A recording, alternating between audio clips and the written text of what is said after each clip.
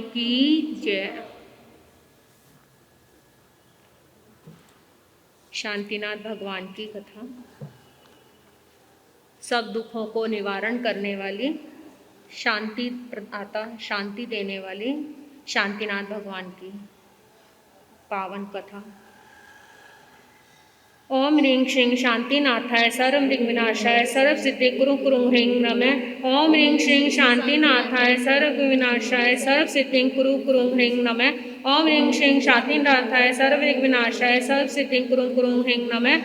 ओम ह्रीं श्रीं शांतिनाथाय सर्व विघ्नविनाशाय सर्व सिद्धि कुरु कुरु ह्रीं नमः।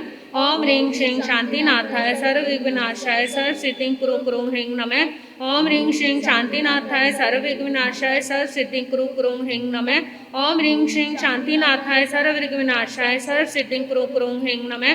ओम ह्रीं श्रीं शांतिनाथाय सर्व विघ्नविनाशाय सर्व सिद्धि कुरु कुरु ह्रीं नमः।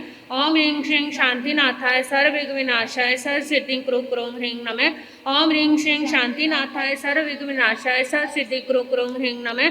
ओम ह्रीं श्रीं शांतिनाथाय सर्व विघ्नविनाशाय सर्व सिद्धि कुरु कुरु ह्रीं नमः। ओम ह्रीं श्रीं शांतिनाथाय सर्व विघ्नविनाशाय सर्व सिद्धि कुरु कुरु ह्रीं नमः। ओम ह्रीं श्रीं शांतिनाथाय सर्व विघ्नविनाशाय सर्व सिद्धि कुरु कुरु ह्रीं नमः। ओम ह्रीं श्रीं शांतिनाथाय सर्व विघ्नविनाशाय सर्व सिद्धि कुरु कुरु ह्रीं नमः। ओम ह्रीं श्रीं शांतिनाथाय सर्व विघ्नविनाशाय सर्व सिद्धि कुरु कुरु ह्रीं नमः। शांतिनाथाय सर्व विघ्नविनाशाय सर्व सिद्धि कुरु कुरु ह्रीं नमः। ओम ह्रीं श्रीं शांतिनाथाय सर्व विघ्नविनाशाय सर्व सिद्धि कुरु कुरु ह्रीं नमः। ओम ह्रीं श्रीं शांतिनाथाय सर्व विघ्नविनाशाय सर्व सिद्धि कुरु कुरु ह्रीं नमः। ओम ह्रीं श्रीं शांतिनाथाय सर्व विघ्नविनाशाय सर्व सिद्धि कुरु कुरु ह्रीं नमः। ओम ह्रीं श्रीं शांतिनाथाय सर्व विघ्नविनाशाय सर्व सिद्धि कुरु कुरु ह्रीं नमः। ओम ह्रीं श्रीं शांतिनाथाय सर्व विघ्नविनाशाय सर्व सिद्धि कुरु कुरु ह्रीं नमः। ओम ह्रीं श्रीं नमो ओरियंतानं। ओम ह्रीं श्रीं नमो सिद्धानं। ओम ह्रीं श्रीं नमो आर्यानं। ओम ह्रीं श्रीं नमो उपजायनं। ओम ह्रीं श्रीं नमो लोय सबसावनं। ओम ह्रीं श्रीं नमो ओरियंतानं। ओम ह्रीं श्रीं नमो सिद्धानं। ओम ह्रीं श्रीं नमो आर्यानं। ओम ह्रीं श्रीं नमो उपजायनं। ओम ह्रीं श्रीं नमो लोय सबसावनं। ओम ह्रीं श्रीं नमो ओरियंतानं। ओम ह्रीं श्रीं नमो सिद्धानं। ओम ह्रीं श्रीं नमो आर्यानं। ओम ह्रीं श्रीं नमो उपजायनं। ओम ह्रीं श्रीं नमो लोय सबसावनं। ओम ह्रीं श्रीं नमो ओरियंतानं। ओम ह्रीं श्रीं नमो सिद्धानं। ओम ह्रीं श्रीं नमो आर्यानं। ओम ह्रीं श्रीं नमो उपजायनं। ओम ह्रीं श्रीं नमो लोय सबसावनं। ओम ह्रीं श्रीं नमो ओरियंतानं। ओम ह्रीं श्रीं नमो सिद्धानं। ओम ह्रीं श्रीं नमो आर्यानं। ओम ह्रीं श्रीं नमो उपजायनं। ओम ह्रीं श्रीं नमो लोय सबसावनं। ओम ह्रीं श्रीं नमो ओरियंतानं। ओम ह्रीं श्रीं नमो सिद्धानं। ओम ह्रीं श्रीं नमो आर्यानं। ओम ह्रीं श्रीं नमो उपजायनं। ओम ह्रीं श्रीं नमो लोय सबसावनं। ओम ह्रीं श्रीं नमो ओरियंतानं। ओम ह्रीं श्रीं नमो सिद्धानं। ओम ह्रीं श्रीं नमो आर्यानं। ओम ह्रीं श्रीं नमो उपजायनं। ओम ह्रीं श्रीं नमो लोय सबसावनं। ओम ह्रीं श्रीं नमो ओरियंतानं। ओम ह्रीं श्रीं नमो सिद्धानं। ओम ह्रीं श्रीं नमो आर्यानं। ओम ह्रीं श्रीं नमो उपजायनं। ओम ह्रीं श्रीं नमो लोय सबसावनं। ओम ह्रीं श्रीं नमो ओरियंतानं। ओम ह्रीं श्रीं नमो सिद्धानं। ओम ह्रीं श्रीं नमो आर्यानं। ओम ह्रीं श्रीं नमो उपजायनं। ओम ह्रीं श्रीं नमो लोय सबसावनं। ओम ह्रीं श्रीं नमो ओरियंतानं। ओम ह्रीं श्रीं नमो सिद्धानं। ओम ह्रीं श्रीं नमो आर्यानं। ओम ह्रीं श्रीं नमो उपजायनं। ओम ह्रीं श्रीं नमो लोय सबसावनं। ओम ह्रीं श्रीं नमो ओरियंतानं। ओम ह्रीं श्रीं नमो सिद्धानं। ओम ह्रीं श्रीं नमो आर्यानं। ओम ह्रीं श्रीं नमो उपजायनं। ओम ह्रीं श्रीं नमो लोय सबसावनं। भगवान शांतिनाथ की प्रस्तुत कथा परम पावनी एवं तीन भुवन भावनी है। इस कथा की महिमा महान है, अलौकिक है, अपूर्व है और अनुपम है। यह प्रीति और वात्सल्य की वृद्धि करती है। इससे जीवन के पाप ताप संताप सबका शमन होता है। दैत्य और दुर्भाग्य का दमन होता है। नैराश्य का शमन एवं गर्व का दमन होता है। उमंग उत्साह और उल्लास का उत्सव होता है। अहं का वर्ण कामनाओं का कलत्रव एवं कामधेनु है। इसके द्वारा मनोवांछाओं की पूर्ति, ओजस्व का आकर्षण एवं विजय का विचरण सहज ही संभव हो जाता है। इससे समृद्धि, शांति एवं संभ का संगम निष्दिन बना रहता है। श्री शांतिनाथ कथा सर्व सिद्धि को देने वाली एवं सर्व विघ्नों का विनाश करने वाली है। जीवन के प्रत्येक पल में होने वाली कठिन से कठिन उलझन या समस्या का सुगम और संतोषपूर्ण समाधान पलक झपकते ही हो जाता है। शुभ और सात्विक इच्छाओं को पूर्ण करने का यह चमत्कारिक एवं प्रभाविक रूप से एकमात्र श्रेष्ठ उपाय है। इसकी आराधना से शारीरिक, मानसिक, सामाजिक, पारिवारिक, धार्मिक या अन्य किसी भी प्रकार के कार्यों की संपूर्ति हो जाती है। आवश्यकता है आविष्कार की जननी। इसी नियम से जब जब किसी देश को किसी काल विशेष में जिस बात की आवश्यकता होती है, जिसके लिए उस देश के सारे लोगों की एक स्वर एक प्रबल भावना और मांग होती है, जिस समय हर घड़ी उस देश के सब नर नारियों के मुंह से एकमात्र यही बात निकलती है, कालचक्र के चौथे आरे का नियम है। उस देश में वहाँ के संपूर्ण आवाल वृद्ध नर नारियों की उस एक ही मांग, एक ही प्रबल लालसा और सम्मिलित भावनाओं की सदृढ़ शक्ति से एक महान पुण्यवत प्रबल शक्तिशाली एवं देवलोक से चेव कर यहाँ आते हैं। उस काल पशु बलि और नर मेघ यज्ञों की जब भारी धूम मची हुई थी, मूक अबोध और निर्बल प्राणियों की पत्थर तक को पिघला देने वाली आहों से यहाँ के वातावरण को कण कण शोक ताप गलाने की सांसें ले रहा था, जब यहाँ की सारी भूमि ने बलिदानियों के बहते हुए खून से एक लाल सी चादर ओढ़ ली थी, उस अन्याय और अत्याचार का जड़ मूल से उच्छेदन करने के लिए कालचक्र में इसी नियम से भगवान महावीर भगवान पार्श्वनाथ के 2500 वर्ष बाद उस काल में देवलोक से यहाँ आए थे। इस प्रकार आज से हजारों वर्ष पहले इसी भारत भूमि में जब पहले भगवान ऋषभ देव से लेकर 15वें तीर्थंकर श्री धर्मनाथ जी तब मोक्ष पधार गए थे। धर्मनाथ का शासन काल भी पूरा होने को था, तब की बात है।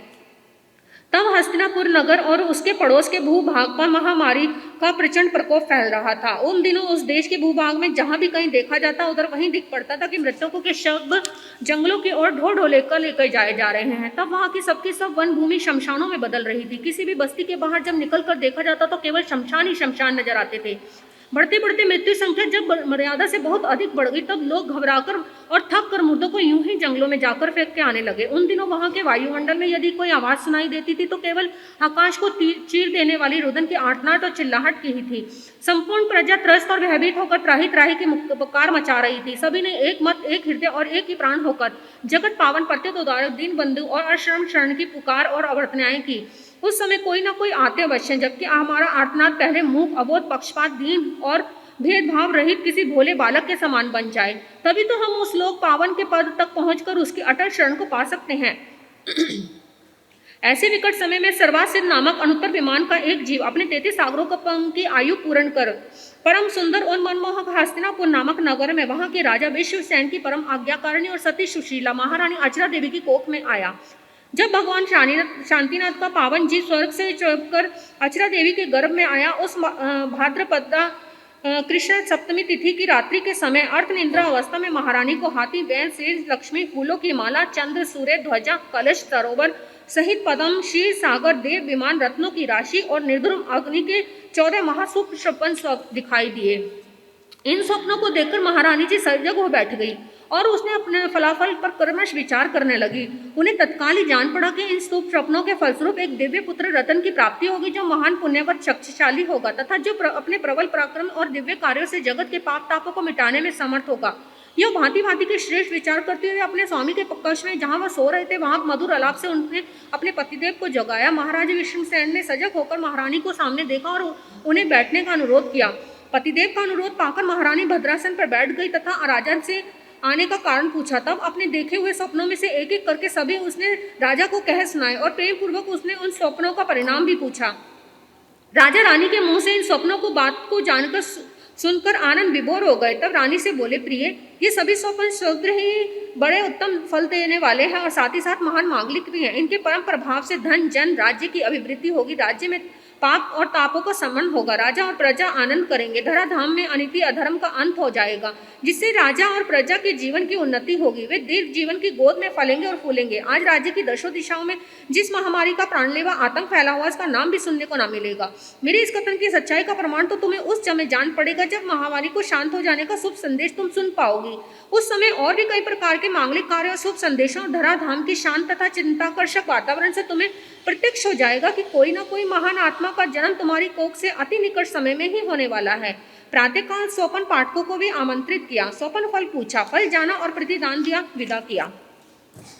राजा तथा स्वपन पाठकों के इस फल कथन से रानी का हृदय हर्ष के मारे बाँचो उछल पड़ा। वहां से चलकर अपने कक्ष में आई। उस रात्रि के अवशेष समय को उसने अनेक प्रकार के धार्मिक, ऐतिहासिक और वीर और लोक पावन कथाओं से स्मरण, चिंतन एवं मनन में बिताया। उसी दिन से अपने गर्भ का प्रतिपालन रूप से धर्म शास्त्रों के नियमानुसार संगोपांग रूप से करने लगी। इस महान आत्मा के गर्भ में आते ही महामारी का शर लग गया।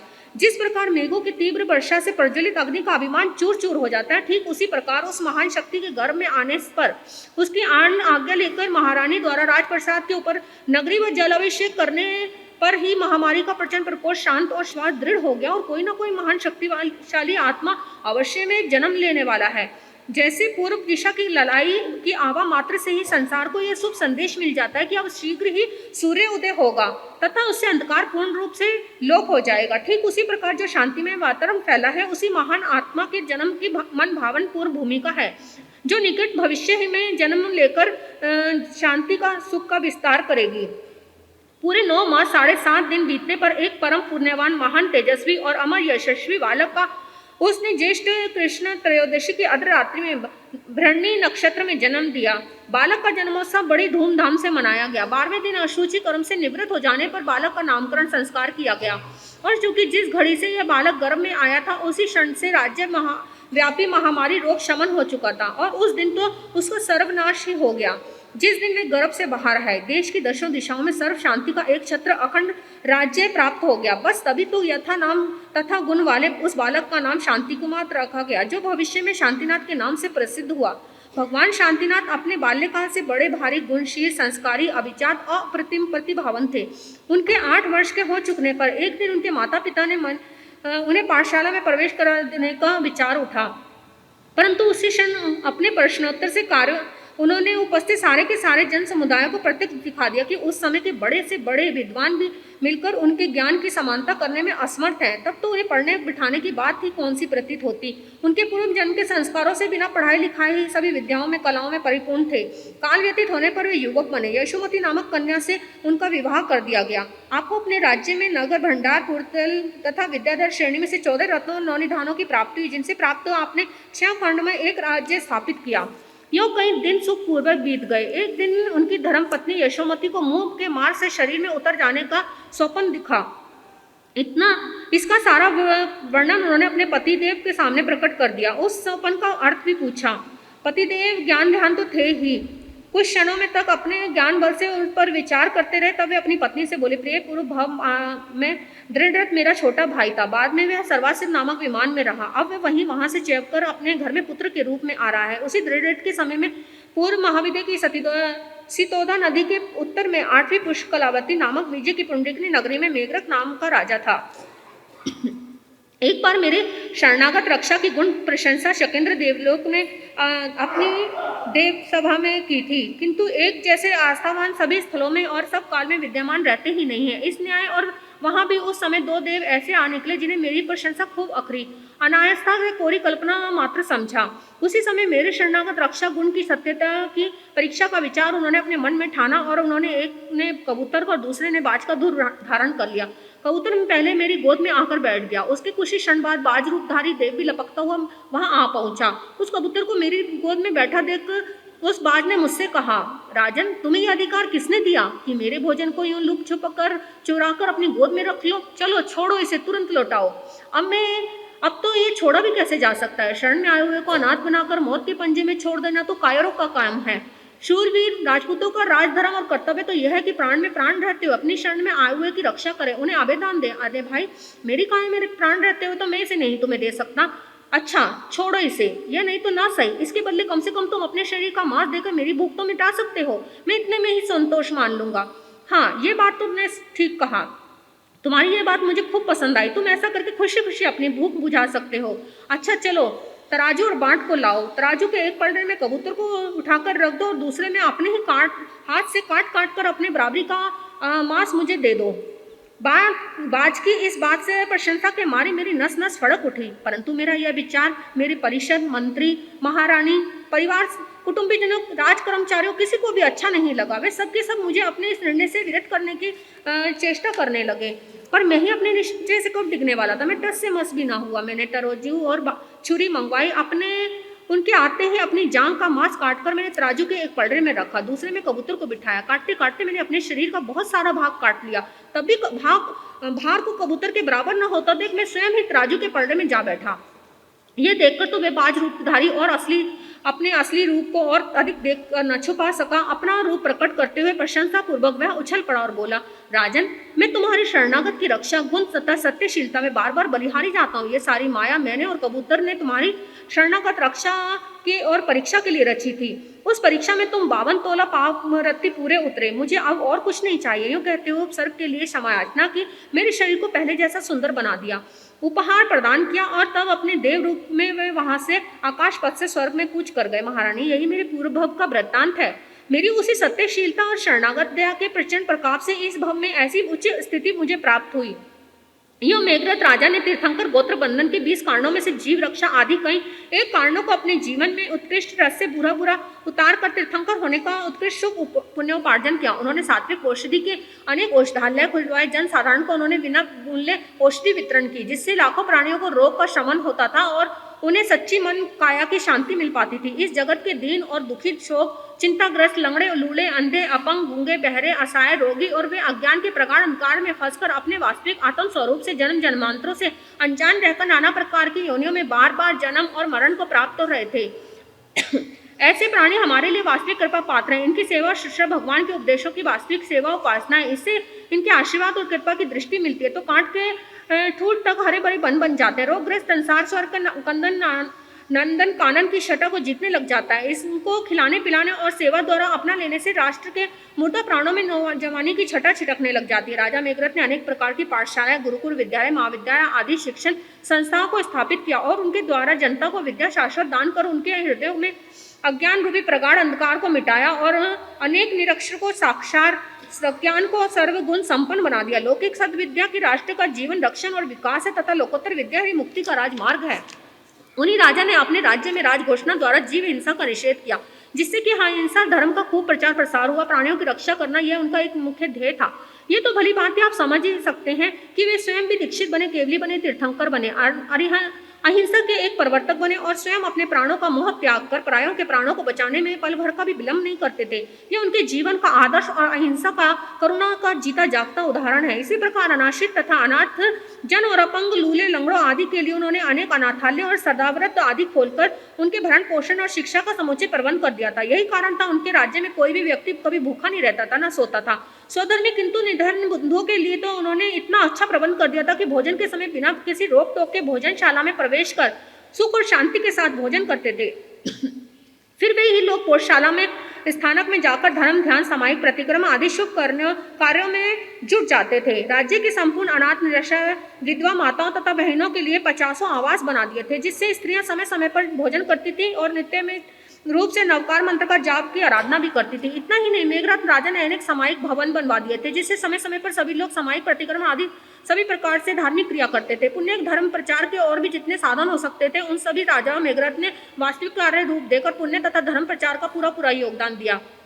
उनके इस पुण्य तथा धर्म प्रचार प्रसार के कार्यों में तथा अनालोचना देख देखकर तो उनके शत्रु भी उनकी सराहना तक करने नहीं चुकते थे। उनके हृदय में इस बात की प्रतिद्वंद्विता सदा रहती थी कि अनेक वर्षों तक न्याय नीति पूर्वक धर्म के 20 बोलों से तीर्थंकर पद प्राप्ति, उत्तर महापुण्य अर्जन कर दीक्षित होकर उत्कृष्ट संयम तक से सर्वाधिक निर्माण में देव रूप से उत्पन्न हुए और वहां से वही मेघरथ राजा का जीव यहाँ शांतिनाथ भगवान के रूप में आया है। इन्हीं शांतिनाथ ने स्व तथा सकल लोक कल्याण के लिए 6 खंडों का राज्य परित्याग करके ज्येष्ठ कृष्ण चतुर्दशी को दीक्षा धारण की। दीक्षा की कुछ काल पश्चात उन्होंने पौष शुक्ल नवमी के चारों घनघाती कर्मों का पूरा नाश किया और केवल ज्ञान को प्राप्त किया। तब वे तीर्थंकर और 34 35 प्रकार की वाणी से संयुक्त थे। उनसे उन्होंने द्वादशंग तथा साधु और श्रावक द्विजंग धर्म की देशना की तथा गंधर्व प्रवर्तनी साधु की आदि चतुर्थ संघ की स्थापना की। उन दिनों आप जहाँ कहीं भी विचरण करते तथा विराजते, उस समय के आसपास के कई कोसों के घेराव में एक छत्र रूप से देव, मनुष्य, त्रियंचों में अखंड शांति की प्राप्ति हो जाती थी। अंत में एक दिन ज्येष्ठ कृष्ण त्रयोदशी को अपने शेष 4 आघाती संपूर्ण कर्मों को जड़ मूल से उच्छेदन कर भगवान शांतिनाथ जी मोक्ष धाम को सिधार गए। इनका शांतिनाथ नाम रखने का स्पष्टीकरण तो यथा आप ऊपर सुन ही आए हैं। इनका नाम सचमुच बड़ा ही उत्तम, हृदय ग्राही और मांगलिक है। प्रातःकाल भजन स्मरण आदि के इनके नाम से वास्तविक रूप से बड़ा ही हितप्रद, शांतिदायक एवं लौकिक लोकोत्तर सभी मनोकामना को पूर्ण करने वाला है। भगवान शांतिनाथ की यह पावन कथा महामंगलमयी और आनंद प्रदायिनी है। जहाँ भी इसका पठन पाठन और मनन होता है वहाँ निश्चय पूर्वक शांति का संचार हो जाता है। इस कथा के करने कराने से धन जन वैभव की अभिवृद्धि होती है, परंतु होना चाहिए सात्विक श्रद्धा, भक्ति और अटल विश्वास का प्रेम के साथ। इससे निर्धन धनवान अपुत्र सपुत्र हो जाते हैं, निर्मलों को बल की प्राप्ति हो, रोग ग्रसित प्राणियों को रोग इसके पढ़ने पढ़ाने से तत्काल ही दूर हो जाते हैं। इनके नित्य पठन पाठन से भूत, पिशाच, व्यंतर, डाकनी, शाकनी आदि के सभी उपद्रव का शमन शीघ्र ही अंत हो जाता है और मनोवांछित संपूर्ण कार्यों की सिद्धि होती है। अधिक क्या, भगवान शांतिनाथ की इस पावन कथा को पढ़ने पढ़ाने से संपूर्ण प्रकार के दैहिक दैविक और बौद्धिक तापों का सर्वनाश, श्री शांति प्राप्त होती है। बोले श्री शांतिनाथ भगवान की जय। ओम ह्रीं श्रीं नमो हरिहंताणं, ओम ह्रीं श्रीं नमो सिद्धानंग, ओम ह्रीं श्रीं नमो आर्यानंग, ओम ह्रीं श्रीं नमो भजन, ओम ह्रीं श्रीं नमो सबसावनं, ओम ह्रीं श्रीं नमो हरिहंताणं, ओम ह्रीं श्रीं नमो सिद्धानंग, ओम ह्रीं श्रीं नमो आर्यानंग, ओम ह्रीं श्रीं नमो भजनंग, ओम ह्रीं श्रीं नमो लोय सबसावनं, ओम ह्रीं श्रीं नमो हरिहंताणं, ओम ह्रीं श्रीं नमो सिद्धानंग, ओम ह्रीं श्रीं नमो आर्यानंग, ओम ह्रीं श्रीं नमो भजनंग, ओम ह्रीं श्रीं नमो लोय सबसावनं, ओम ह्रीं श्रीं नमो हरिहंताणं, ओम ह्रीं श्रीं नमो सिद्धानंग, ओम ह्रीं श्रीं नमो आर्यानंग, ओम ह्रीं श्रीं नमो भजनंग, ओम ह्रीं श्रीं नमो लोय सबसावनं, ओम ह्रीं श्रीं नमो हरिहंताणं, ओम ह्रीं श्रीं नमो सिद्धानंग, ओम ह्रीं श्रीं नमो आर्यानंग, ओम ह्रीं श्रीं नमो भजनंग, ओम ह्रीं श्रीं नमो लोय सबसावनं, ओम ह्रीं श्रीं नमो हरिहंताणं, ओम ह्रीं श्रीं नमो सिद्धानंग, ओम ह्रीं श्रीं नमो आर्यानंग, ओम ह्रीं श्रीं नमो भजनंग, ओम ह्रीं श्रीं नमो लोय सबसावनं। साता धन, वैभव, यश, सम्मान और अन्य सभी प्रकार के पारिवारिक सुखों की सुलभता पूर्वक सन्निकट होते हुए भी जिन्हें संतान सुख की प्राप्ति न हो पाई हो और जो नाना प्रकार के भैरव, भवानी, पीर, पैगंबर आदि देवताओं की कृपा मांगते मांगते पूरे निरुत्साह हो बैठे हों, इतने सब कुछ दृढ़ गुण मचा चुकने पर भी जिन्हें संतान का सुख देखने का सौभाग्य लालसा बनी हुई हो, उनके लिए भगवान शांतिनाथ की कथा कल्पप्रता के समान फलदाता सिद्ध होती है। ऐसे अनेक दंपतियों को समय समय पर इस कथा के प्रभाव से सुयोग्य संतानों की प्राप्ति हुई और होती है। यहाँ हम एक ऐसी घटना प्रस्तुत कर रहे हैं जिनके यहाँ सब प्रकार की सांसारिक सुख, संपत्ति और सुखों के अक्षय रूप से होने पर भी एक पुत्र के बिना यह संपूर्ण वैभव सूना था, परंतु भगवान शांतिनाथ की कथा के फलस्वरूप जिन्हें पुत्र रत्न की प्राप्ति हुई, कथा पर उनके परिवार का अटल और विश्वास और भी बढ़ गया। आज से लगभग 30,000 वर्ष पूर्व अरिष्टनेमी भगवान के अंतिम शासन काल में इसी भारत भूमि के धर्म प्राण बिहार प्रांत में भागीरथ तट पर मणिपुर नाम का एक महान मन भावन नगर बसा हुआ था। उसमें पूर्णभद्र नाम का एक सेठ निवास करता था। वो अपार धन का स्वामी था, परिवार भी बहुत लंबा चौड़ा था, राज्य में उसका बहुत मान सम्मान था और उसके बहुत ही आदर सम्मान की दृष्टि से जनता उसे देखती। इतना सब कुछ होने पर भी उसके आगे संसार सूना जान पड़ता था, क्योंकि वह संतानहीन था। उसके रहने का आवास बड़े बड़े राजमहल, राजाओं महाराजाओं के भवनों से भी बहुत बड़े थे। उनके सैकड़ों दास दासी प्रतिक्षण उनकी सेवा में हाथ बांधे खड़े रहते थे और उनके लिए ये सब कुछ सूना शमशान जैसा था। खाने के पदार्थ सबके सब एक से बढ़िया एक रसीले थे, परंतु सब संतान के अभाव में सब अरुचिकर प्रतीत होते थे। स्त्री पुरुष की छाया होती है। इसी न्याय से सेठ की पत्नी पूर्णभद्रा भी सदा मन मलिन और तर्शीन बनी रहती थी। संतानहीन होने के कारण उसे इतना दुख रुलाता अधिकता कि रोते रोते कई रातें बीत जाती थी। रुदन के कारण उनकी आंखों में घाव पड़ जाते थे। संसार में खाने पीने, पहनने ओढ़ने सभी कार्यों को वो समय पर करती थी, परंतु ऊपरी हृदय से उनके हृदय अंदर से बहुत ही वीरान रहता था, अरुचि कर रहती थी। वे संतान की चाह में सूख कर कांटा बन गई थी। प्रतिदिन बाहर से आए हुए से अपने प्राणनाथ से कहती है, प्राणनाथ, घर के सारे ठाट बाट सुख सामग्रियां मुझे विष से भी भयंकर दाहक शांत पड़ती हैं। इन सब सुख वैभव के वस्तुओं को देख तक मेरे छाती में रो रो कर छलनी के समान छेद हो गए, फिर भी मैं जीवित कैसे हूँ नहीं जान पाती। समय असमय मुझे देखने वाली सभी स्त्रियां मेरे से तिरस्कार करती हैं और मुझे बांझ कह के बुलाती हैं। मुझसे बोलना एक प्रकार का उन्हें अपशगुन समझती हैं। मुझे छू तक लेने में उनका सिर ठनक उठता है। प्राणनाथ, मुझे उस समय मेरे ऊपर कैसी गाज गिरती होगी, तो इन बातों को सिर्फ मेरे अंदर के प्राण ही जानते हैं कि मेरा हृदय कि उन चोटों को कैसे सहन कर पाता है। वे जानेंगे कैसे? मैं तो अपने इस जीवन से मौत को अधिक अच्छा समझती हूँ। पुत्र के बिना समझ ठाट बाट वैभव मुझे यम के समान जान पड़ते हैं। ये हीरे पन्ने आभूषण भार प्रतीत होते हैं। कहते कहते सेठानी शोकातुर होकर जोर जोर से रो पड़ती और सेठ भी अपने धैर्य को खो पड़ते और अपने आंखों से मोतियों के समान आंसुओं को टपकाते हुए गिर पड़ते। इन दोनों में यूं कुछ काल के लिए बैठकर रो धोना एक इनका कर्तव्य बन गया था। एक दिन की बात है, सेठ और सेठानी दोनों पुत्र शोक में डूबे हुए आंखों से आंसुएं बहारे बैठे थे। उस समय उनके घर में धर्म घोष महाराज आहार के लिए पधारे। उन दोनों को यूं शोकातुर और रुदन करते देखकर कृपालु मुनिराज उनसे पूछने लगे, दानादि पुण्य के उदय से है देवानुग्रह, संसार के ऐसे वैभव और ठाठ बाट के तुम्हारे होते हुए भी तुम अश्रुपात कर रहे हो, क्या बात है? सेठ ने खिन्न होकर कहा। मुनिराज धूल पड़े इस वैभव पर। मुनि बोले, अरे भाई क्या बात है? सेठानी ने कहा, एक पुत्र के बिना ये सब मिट्टी के भी समान है, इनका कोई मोल नहीं है, इनको विलसने वाला ही कोई नहीं है, तो इनके होने का फायदा ही कैसा? हाँ, इनको देख देख कर छाती तो जरूर जलती रहती है। मुनि ने पूछा, सेठ क्या तेरे पुत्र या पुत्री कोई भी नहीं? सेठ ने कहा, मुनिराज अगर इसको विलसने वाला कोई एक ही होता तो चिंता ही होती क्यों? मुनिराज सहज समाधान सेठ को बताया। अच्छा, तो श्रद्धा और भक्ति पूर्वक आज ही एक बार भगवान शांतिनाथ की कथा तुम करो, फिर देखो उसका फल क्या होता है। सेठ, चिंता को अब चित्त से निकाल दो, इस कथा के प्रभाव से तुम शीघ्र ही देख पाओगे एक सुंदर पुत्र रतन को। परंतु एक बात का पूरा पूरा ध्यान रखना, कथा को करते समय कभी भी अपने संदेह को अपने चित्त में मत बैठने देना। दृढ़ निश्चय, पूर्ण श्रद्धा, शक्ति के साथ, विश्वास के साथ भगवान शांतिनाथ की कथा को करवाना।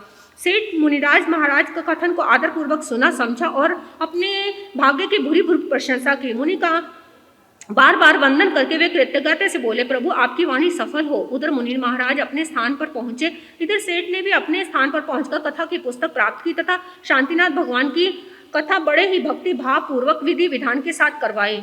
इस समय अपने दृढ़ निश्चय और महान पवित्र आस्था से यह भावना अपने मन में की कि मैं अवश्य ही पुत्र धन से और पुत्र सुख से संपन्न बनूंगा। मुनि का आशावाद कभी भी विफल नहीं होगा। एक दिन तथा सेठानी को पिछली रात में एक स्वप्न दिखाई दिया। उसने अपने आम के वृक्ष को पके हुए फलों से लदा हुआ देखा। सेठानी सजग हो बैठ गई। अपने इस स्वप्न पर गंभीरतापूर्वक विचार करने लगी। अपने पतिदेव से इस स्वप्न का कथन उसने किया। उस स्वप्न का फल सेठ और सेठानी दोनों को निश्चित रूप से प्रतीत हो गया कि अब हमारे इस सूने घर को हरा भरा करने के लिए पुत्र का जन्म अवश्य ही होने वाला है। इसके कुछ ही दिनों बाद सेठानी को स्वयं गर्भवती होने के लक्षण दिखाई दिए। इससे उसे गर्भवती होने का निश्चय हो गया। विधि विधान के साथ सेठानी ने गर्भ का यत्नपूर्वक पालन किया और 10वें मास के चलते एक सुंदर पुत्र रत्न को जन्म दिया। तब तो सेठ और सेठानी अपार हर्ष से फुलफुलित हो गए। पुत्र जन्म के उपलक्ष्य अनेक प्रकार के राग रंग बांटने लगे, बधाइयां बांटी जाने लगी। खूब ठाट बाट के साथ बालक का जन्मोत्सव मनाया गया। गुरु के चरणों में वंदन करके शांतिनाथ कथा गुरु की कृतज्ञता आजीवन भक्त रहने का अभिवचन दे दिया। उस समय जितने भी निर्धन याचक वहां आए सबकी मनोकामना पूर्ण की गई। सेठ ने सारे कुटुंबियों तथा मित्रों को अलग अलग वैसा ही उत्सव मनाया, बधाइयां बांटी, अनुकंपा तथा दान धर्म दिया। गुरु कृतज्ञता व्यक्त की। तब उसने एक सार्वजनिक विराट सभा रखी। उसमें भगवान शांतिनाथ की कथा का महात्म्य बताते हुए आगंतुक सज्जनों और सन नारियों को कहा, भाइयों और बहनों, ये कथा तत्काल और प्रत्यक्ष फल देने वाली है। इसके प्रभाव से सारे संकटों का शमन हो जाता है और शांति मिलती है। इस कथा के भक्ति पूर्वक करने से एकमात्र प्रभाव मेरे घर में पुत्र रतन की प्राप्ति हुई। अब आप सभी बहन दैहिक, दैविक और पौद्गलिक तापों से मुक्ति के लिए अवश्य शांतिनाथ भगवान की कथा विधि पूर्वक करें। सेठ के इस निवेदन का सभी सज्जनों ने एक स्वर से स्वागत समर्थन किया और तब भगवान की इस पावन कथा का प्रचार घर घर, द्वार द्वार और इस कथा के तत्काल फल देने वाली होने से अनेक मनुष्य जैन धर्म के पावन शरण में आ गए। भविष्य में वे दंपति इस लोक परलोक व पौद्गलिक सुख में निर्वेद पाए तथा मोक्ष दुख को शांति बनाकर श्रावक धर्म साधना की सदा सदगति प्राप्त की। बोले श्री शांतिनाथ भगवान की जय। ओम ह्रीं श्रीं नमो अरिहंतानं, ओम ह्रीं श्रीं नमो सिद्धानं, ओम ह्रीं श्रीं नमो आयर्यानं, ओम ह्रीं श्रीं नमो वज्रायनं, ओम ह्रीं श्रीं नमो लोय सवसानं, ओम ह्रीं श्रीं नमो अरिहंतानं, ओम ह्रीं श्रीं नमो सिद्धानं, ओम ह्रीं श्रीं नमो आयर्यानं, ओम ह्रीं श्रीं नमो वज्रायनं, ओम ह्रीं श्रीं नमो लोय सत्सानं, ओम ह्रीं श्रीं नमो अरिहंतानं, ओम ह्रीं श्रीं नमो सिद्धानं, ओम ह्रीं श्रीं नमो आयर्यानं, ओम ह्रीं श्रीं नमो वज्रायनं, ओम ह्रीं श्रीं नमो लोय सत्सानं, ओम ह्रीं श्रीं नमो अरिहंतानं, ओम ह्रीं श्रीं नमो सिद्धानं, ओम ह्रीं श्रीं नमो आयर्यानं, ओम ह्रीं श्रीं नमो वज्रायनं, ओम ह्रीं श्रीं नमो लोय सत्सानं, ओम ह्रीं श्रीं नमो अरिहंतानं, ओम ह्रीं श्रीं नमो सिद्धानं, ओम ह्रीं श्रीं नमो आयर्यानं, ओम ह्रीं श्रीं नमो वज्रायनं, ओम ह्रीं श्रीं नमो लोय सत्सानं। इस संसार में धन का बड़ा महत्व है। जिस गृहस्थ के पास धन है उसे मित्र, रिश्तेदार, समाज, लोग आदर देते हैं। धन ना हो तो कोई नहीं पूछता। गृहस्थ के पास कौड़ी नहीं तो वह कौड़ी का है।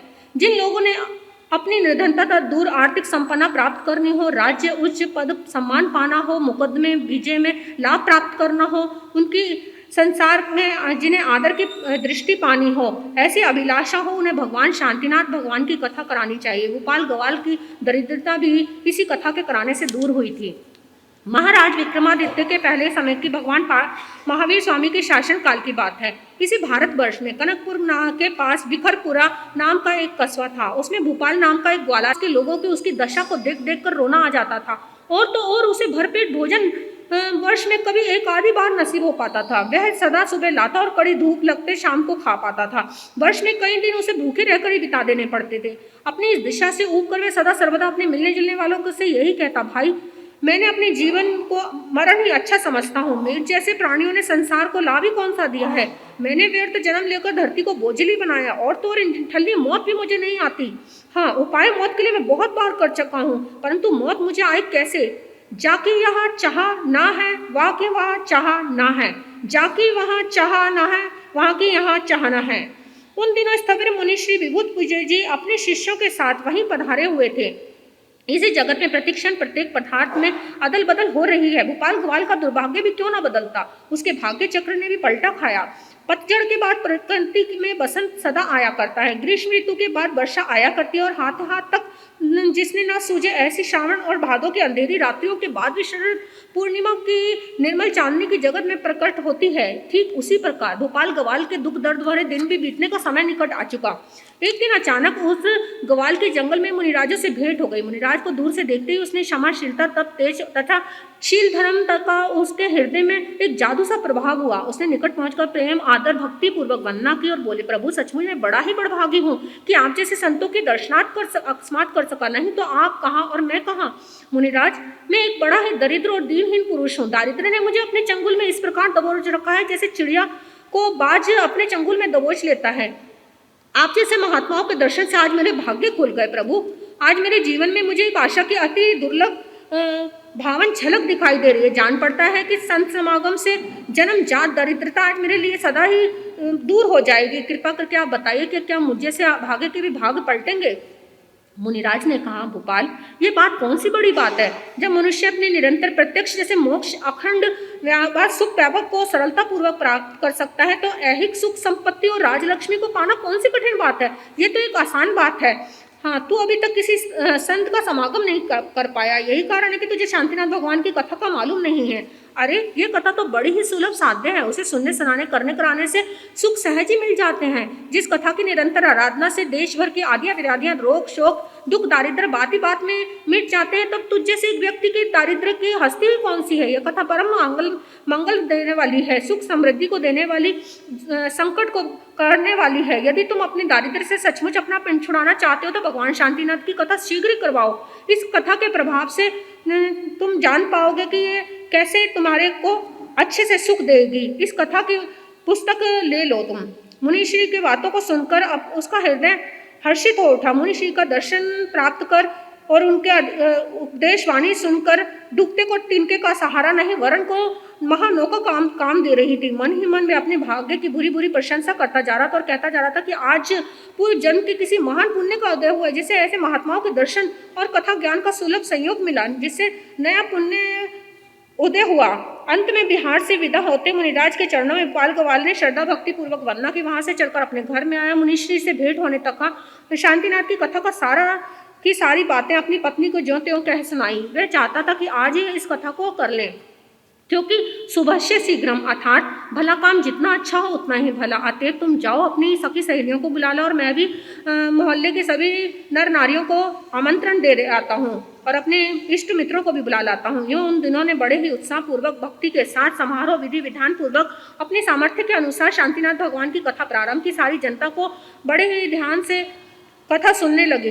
बीच बीच में शांतिनाथ भगवान की जय घोष से पूरा स्थान गूंज उठता था। कथा की समाप्ति भी होने ही वाली थी कि इतने में ही एक महान कल्पनित घटना घटी, जिसे भोपाल ग्वाल का भाग्य जाग उठा। उसने पूर्व पुण्य की उदीर्णा हुई। वह घटना इस प्रकार थी कि उस समय कनकपुर महाराज का आकस्मिक देहावसान हो गया। राजाओं में एक नियम होता है कि किसी राजा के मरते ही दूसरे पुरुष को जब तक गद्दी पर नहीं बिठाया जाता, मृत्यु का अंतिम संस्कार नहीं किया जाता, गद्दी को सूना नहीं रखा जाता। बस इसी नियम के कारण, राजा के निसंतान होने के कारण दूसरे किसी राज्य का अधिकारी चुनने की आवश्यकता हुई। इसी उपस्थित राज्य परिषद की राज परिषदों ने लोगों ने एक मत होकर यह बात कही कि एक जो राजवंश की पालतू हथनी है उसकी सूंड में जल से भरा हुआ कलश दे दिया जाए और उसे स्वच्छंद रूप से छोड़ दिया जाए। मार्ग में विचरण करती हुई हथनी में जिस भी किसी के ऊपर जल का कलश उलेड़ देगी उसी को राजा बना दिया जाएगा।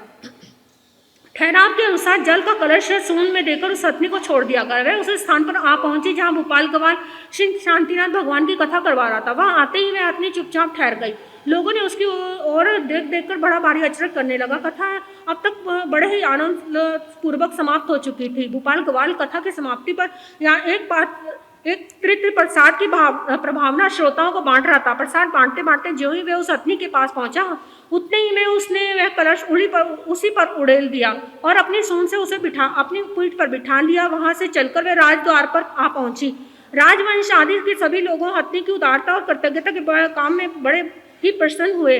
उन सब लोगों ने बड़े ही प्रेम के साथ, श्रद्धा भक्ति के साथ भूपाल ग्वाल का स्वागत किया और उसे गद्दी पर बिठा दिया। इस हाथ दे उस हाथ ले वाली कहावत हो गई। कथा के समाप्त होते ही भूपाल ग्वाल ने जो कल तक सड़कों और गलियों का मोहताज बना हुआ था आज एक राज्य का छत्र स्वामी बन गया। उसने राजगद्दी पर बैठते ही सबसे पहले कथा में अनुभूत फल के तथा आयोजन राज घोषणा जो की उसने शांतिनाथ भगवान की कथा का जीता जाता है महात्म्य समझाने का था।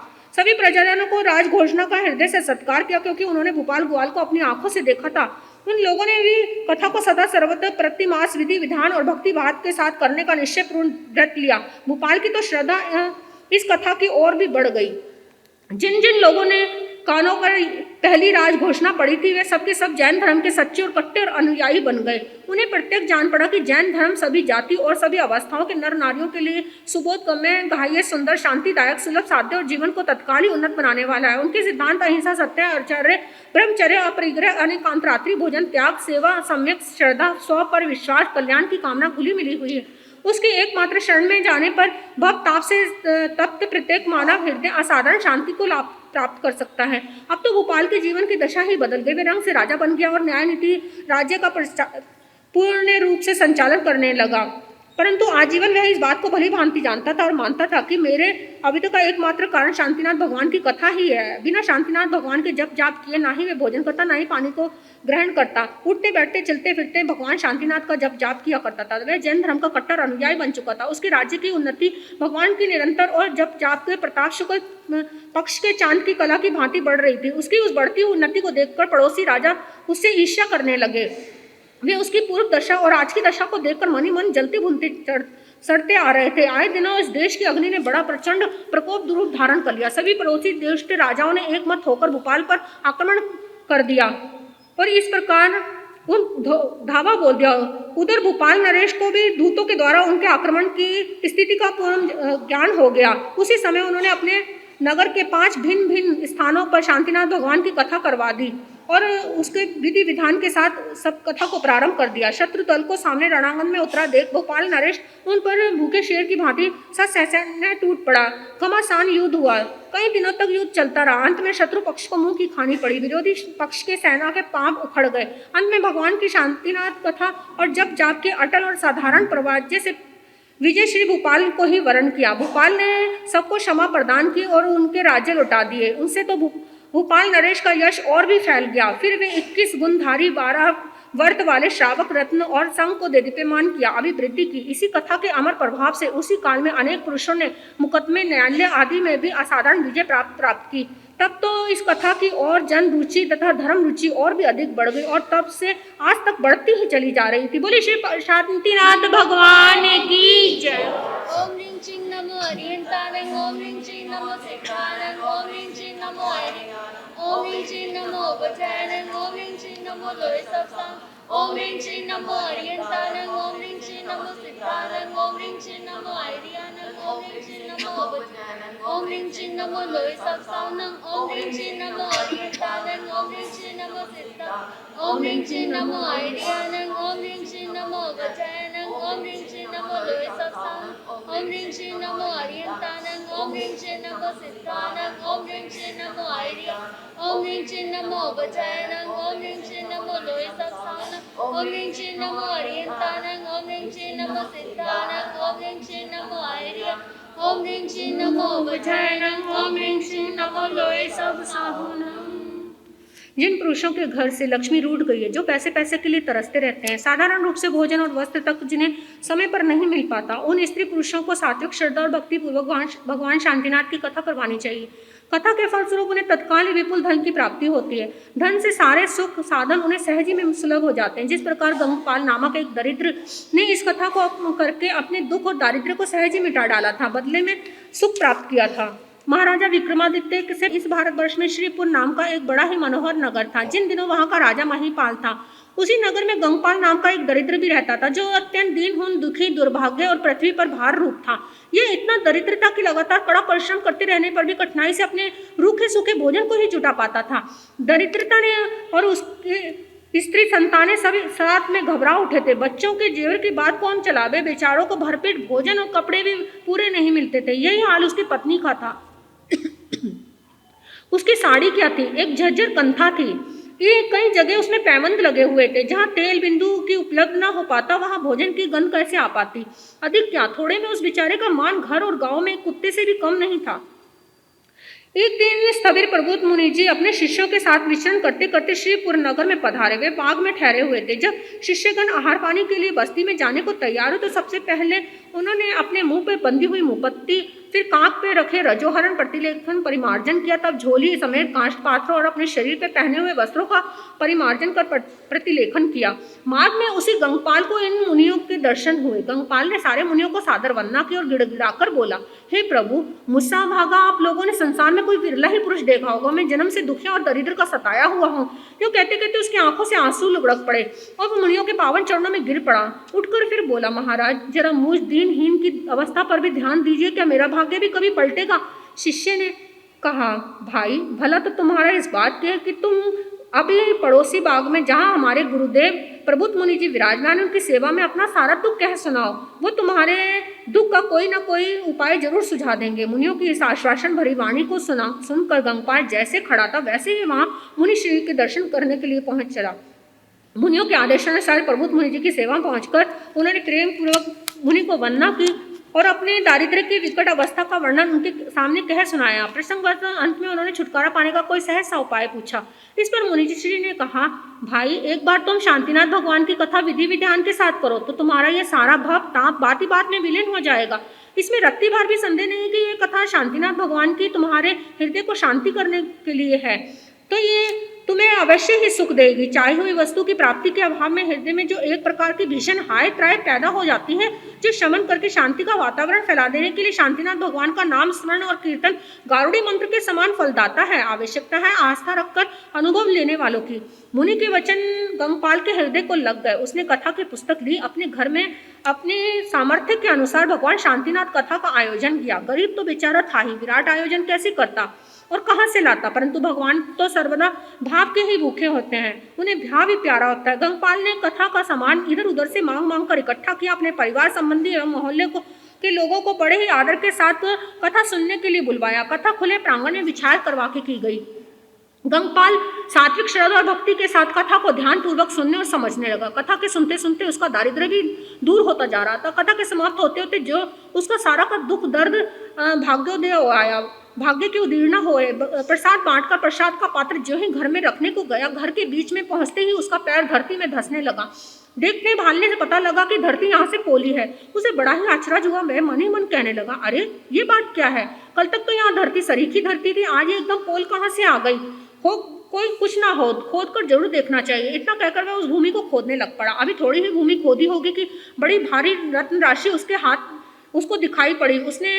उसके हर्ष का और छोर न रहा। उसने थोड़ा थोड़ा करके सारी रत्न राशि को बाहर निकाला। सोना, चांदी, मानिक, हीरे, जवाहरात आदि सब मिलाकर पूरे 3.25 करोड़ रुपयों की संपत्ति उसके हाथ लग गई। जो कल तक पैसे पैसे के लिए परायों का याचक बना हुआ था, वही गंगपाल भगवान शांतिनाथ के कथा प्रभाव से अखंड करोड़ों का स्वामी बात ही बात में बन बैठा। धन की प्राप्ति के साथ साथ अब तो उसका मन बड़ा ही विशाल हो गया। वह धर्म भी समझने लगा। उसे जानने की धन की गति ही 3 है, दान, भोग और नाश। दान भोग ना लगे, निश्चय होत विनाश। अतः उसने अपने घर, नगर और उसके पड़ोस के पूरे 252 नगरों में अपनी दुकानें खोल दी। गौशाला, विद्यालय, अनाथालय, औषधालय, सामायिक भवन, पोषणशाला आदि सामाजिक, धार्मिक एवं पुण्यार्थिक संस्थाओं को उसने उन लाखों का सात्विक दान दिया और उस कथा अब तो उसके यहाँ निरंतर रूप से पलायन होने लगा। जब यह वह जीता रहा तब तक उन्हें उसी प्रकार प्रति वर्ष दान देता रहा तथा कथा का पारायण कराता रहा। दूसरे लोगों पर भी उसकी इस आस्था का बड़ा भारी प्रभाव पड़ा। वे सबके सब उसकी मुक्त कंठ से प्रशंसा करते, कहते कि दीनहीन गंगपाल श्री भगवान शांतिनाथ की कथा के पुण्य प्रभाव से करोड़पति बन पाया। सचमुच में ये बड़ा ही श्रद्धालु भक्त है। इसकी सात्विक श्रद्धा ने इसे तत्काल ही सफल दिया है। हमें भी चाहिए कि हम भी शांतिनाथ भगवान की कथा का व्रत लें, नियम पूर्वक उसकी आराधना करें। भगवान शांतिनाथ का नाम ही शांतिदायक और संसार के पाप तापों का शमन करने वाला है। नए पुण्य का वर्धन, वर्तमान पुण्य की अभिवृद्धि तथा पुण्य की उदीर्णा करने वाला है। गंगपाल की प्राप्ति संपत्ति थोड़े ही दिनों में अपार रूप से बढ़ती चली गई। निरंतर कथा का प्रभाव सदा साथ ही बढ़ता रहा। तब तो अपनी उस बढ़ी हुई संपत्ति बड़ा ही सदुपयोग करना शुरू किया। अपने निज द्रव्य से 20 विशाल धर्मशालाएं बनवाई, कई लौकिक धार्मिक विद्यालय और महाविद्यालय खुलवाए, 50 प्रकार के निराश्रित फंड और विधवा आवास खोले, हजारों दीनहीन छात्रों को छात्रवृत्तियां दे देकर उन्हें बड़ा ही धुरंधर पंडित बनवा दिया। कितने ही को गुप्त दान देकर उनकी आयो दिनों सहायता की। जो जैसे परोपकार करता जाता था वैसे वैसे ही लक्ष्मी भी दिन दुनी रात चौगने उसके घर में बढ़ती जाती। लक्ष्मी बढ़ती भी क्यों नहीं, पुण्य की जड़ पाताल में होती है। तब पुण्य और परोपकार के कार्यों से कोई फले फूले क्यों नहीं। यदि सदा बाहर वहां न रहेगी तो रहेगी कहाँ। गंगपाल ने अपनी आदर्श दिनचर्या और धर्माचरण से अपने समस्त मुनि गुमास्तों को श्री भगवान शांतिनाथ के नाम पावन कीर्तन का सच्चा उपासक बना दिया तथा उसने अपने जीवन काल में श्री शांतिनाथ भगवान का पर्याप्त प्रचार किया। 12 व्रतधारी श्रावक बना, लेखना संथारा कर स्वर्ग पाया। बोले श्री शांतिनाथ भगवान की जय। ओम ह्रीं श्रीं नमो हरिहंतानं, ओम ह्रीं श्रीं नमो सिद्धानं, ओम ह्रीं श्रीं नमो ऐर्य, ओम ह्रीं श्रीं नमो गजाननं, ओम ह्रीं श्रीं नमो लोयसप्तां, ओम ह्रीं श्रीं नमो हरिहंतानं, ओम ह्रीं श्रीं नमो सिद्धानं, ओम ह्रीं श्रीं नमो ऐर्य, ओम ह्रीं श्रीं नमो गजाननं, ओम ह्रीं श्रीं नमो लोयसप्तां, ओम ह्रीं श्रीं नमो हरिहंतानं, ओम ह्रीं श्रीं नमो सिद्धानं, ओम ह्रीं श्रीं नमो ऐर्य, ओम ह्रीं श्रीं नमो गजाननं, ओम ह्रीं श्रीं नमो लोयसप्तां, ओम ह्रीं श्रीं नमो हरिहंतानं, ओम ह्रीं श्रीं नमो सिद्धानं, ओम ह्रीं श्रीं नमो ऐर्य, ओम ह्रीं श्रीं नमो गजाननं, ओम ह्रीं श्रीं नमो लोयसप्तां, ओम ह्रीं श्रीं नमो हरिहंतानं, ओम ह्रीं श्रीं नमो सिद्धानं, ओम ह्रीं श्रीं नमो ऐर्य, ओम ह्रीं श्रीं नमो गजाननं, ओम ह्रीं श्रीं नमो लोयसप्तां। संसार के सभी प्राणी सुख चाहते हैं, दुख किसी को भी प्रिय नहीं। परंतु प्राणी जब तक कर्मों से बंधा है तब तक किसी न किसी रोग से ग्रसित है, कोई शारीरिक तो कोई मानसिक, कोई दैहिक दुखों से। जो स्त्री पुरुष भूत प्रेत विशाच और व्यंतर आदि देवी उपद्रव से ग्रसित हो, शनि मंगल राहु आदि दुष्ट ग्रहों से, नीच ग्रहों से, उनकी पनौती दशाओं से पीड़ित हो, श्री भगवान शांतिनाथ की कथा करवानी चाहिए। कथा के अनित्य प्रभाव से उनकी वे देवी ग्रह बाधाएं ठीक वैसे ही छिन्न भिन्न हो जाएंगी जैसे कि प्रचंड वेग के गगनव्यापी मेघ मंडल छिन्न भिन्न हो जाते हैं। इसी कथा के कारण श्रेष्ठ गुण सुंदर की धर्म पत्नी की देवी बाधा दूर हुई थी और उन्हें स्वास्थ्य प्राप्त हुआ। आज से लगभग 2400 वर्ष पहले विक्रमादित्य से पूर्व भगवान महावीर के शासन काल की बात है। इसी भारतवर्ष में धराधाम में सोवीर नाम का एक बड़ा ही विशाल नगर था। वहाँ के सभी निवासी बड़े सुखी और समृद्ध थे। नगर इतना सुंदर और मनभावन था कि दशों दिशाओं आठों पहर चहल पहल राग रंग मचित चलते रहते थे। उस समय वहाँ के राजा का नाम महाराज जित शत्रु था। उस नगर में धनपाल नाम का एक प्रतिष्ठित सेठ रहता था। पंचों में उसकी भूरी प्रशंसा थी। उनके गुण सुंदर नाम का एक बड़ा ही विनीत लड़का था। अपने माता पिता के थूक तक को उल्लंघना उसे घोर पाप समझता था। एक बार गुण सुंदर की धन पत्नी गुण सुंदरी को व्यंत्री बाधा लग गई। बढ़ते बढ़ते उसकी बाधा इतनी बढ़ गई कि वे लगातार दिन दिन भर, कभी कभी तो 2-2 दिन तक बेसुध पड़ी रहने लगी। उनके दांतों की बत्ती सी पिट जाती तो कभी कभी जुम्हाइयों पे जुम्हाइयाँ लेती, कभी वह चिल्ला चिल्ला कर रोने लगती, अपने सिर तथा छाती को पीटने लग जाती। उसका खाना पीना नींद सबके सब व्यर्थ हो गए थे। उस बाधा के कारण उसका शरीर कृश हो गया था। यही कारण था उसके सारे परिवार बड़ी ही अशांति छा रही थी। कुल सुंदर अपने पिता का इकलौता पुत्र था। अपने प्राण प्रिय और आज्ञाकारी पुत्र वधु की यह दशा देखकर धनपाल का हृदय तो विशेष रूप से कांप उठा था। उसे किसी सयाने की जरा भी टो लगती वे चट उसे के पास जा पहुंच जाता। यह दिन में अनेक बार यंत्र तंत्रों तथा प्रयोग पर उसने प्रयास किया, पर थोड़ी देर बाद वह सर्वदा विफल हो जाते। बेचारे सेठ ने लाखों रुपया फूंक दिया था। प्रतिदिन फूंकता ही चला जा रहा था, परंतु रोग बढ़ता ही बढ़ता जा रहा था। रोग इंच भर भी इधर से उधर नहीं होता।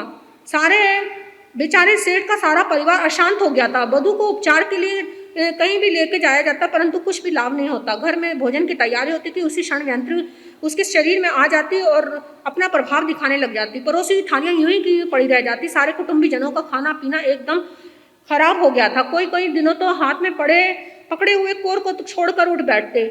यह व्यापार एक दिन का तो था नहीं, ये तो मानो पूरे बरसों ही घुसा आया हो। घर के सारे लोग अपनी शक्ति अनुसार प्रयत्न में लगे हुए थे। किसी भी प्रकार से वह उपद्रव शांत हो जावे। आने जाने वाले जो झाड़ फूक वाले लोगों की प्रतिदिन सेठ के घर में इतनी भीड़ लगी रहती थी कि मानो वह एक सब कुछ कोई भी कारागार उपाय नहीं हो पा रहा था। एक दिन स्थविर सुमति मुनि जी अपने शिष्यों को साथ में लेकर वहां पधारे।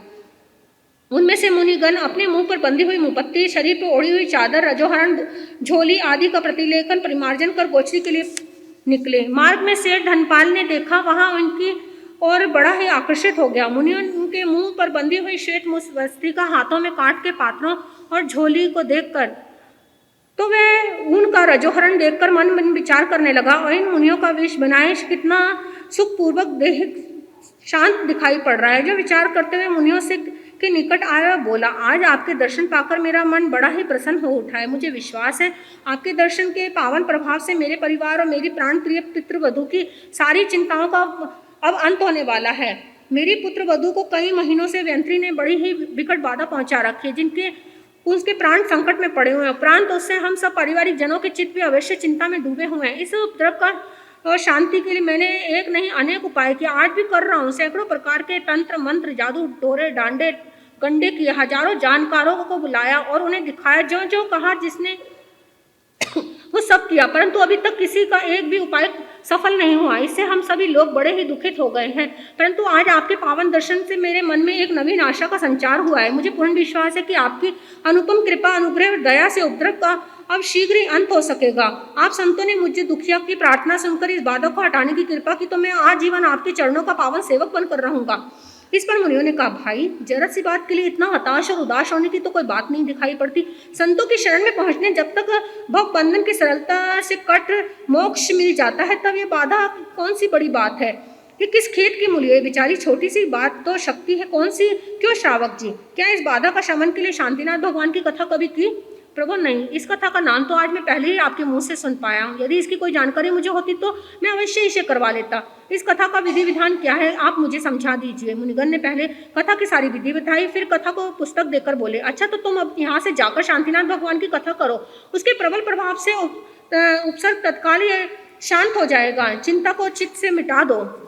सेठ ने संतों का आभार माना और घर में आते ही परिवार के लोगों, दास दासियों कथा का सारा आयोजन बताया और कथा प्रारंभ की गई। पुत्रवधू को कथा के बीच में बिठाया गया। कथा का कार्य जो ही प्रारंभ हुआ, अभी कुछ शब्द पुत्रवधू के कानों में पड़ पाए होंगे कि उसके शरीर में व्यंत्री आ गई। वह आते ही खूब रोई, चिल्लाई, नाना प्रकार के फितूर मचाए, फिर गिर गिराकर बड़े ही आर्तनाद से कहने लगी, मैं अब इसके शरीर को भूल कर भी नहीं आऊंगी, मुझे और अधिक मत सचाओ। वह व्यंत्री जो ही रो चिल्ला रही थी, उस समय सभा मंडल में सैकड़ों प्रतिष्ठित पुरुष तथा सीमंत विद्वान थे। जिन लोगों का भूत प्रेत विशाच और व्यंत्री आदि में विश्वास नहीं था, उन्हें यह सब कुछ अपनी आंखों से देख और कानों से सुनकर दांतों तले उंगलियां तवानी पड़ी। जो लोग अपने अज्ञान के वश मुनियों ऋषियों की प्राचीनतम बातों को असत्य कपोल कल्पना मात्र ही समझ रहे थे, सभी की बुद्धि आज ठिकाने आ गई।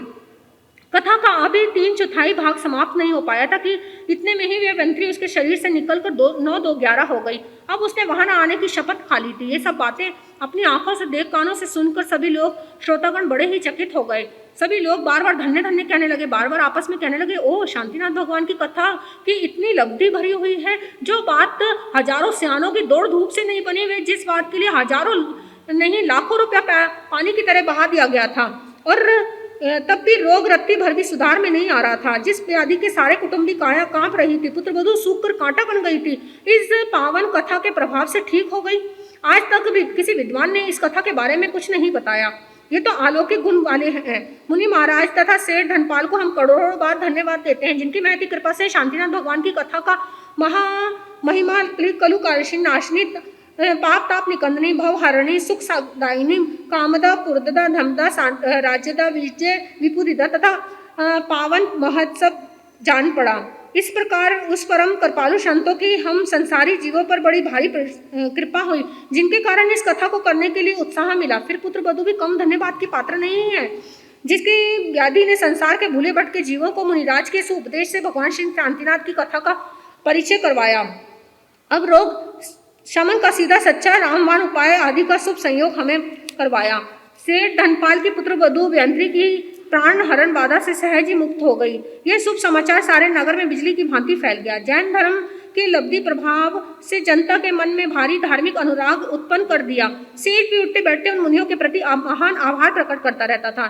जब तक वे जीता रहा, शांतिनाथ भगवान की कथा के प्रति उसकी प्रगाढ़ प्रेम अनुत्तर श्रद्धा बढ़ती रही। उसी काल में जैन धर्म का कट्टर उपासक भी बन गया और अपने जीवन में निरंतर रूप से नियम पूर्वक शांतिनाथ भगवान का जप जाप करता रहा।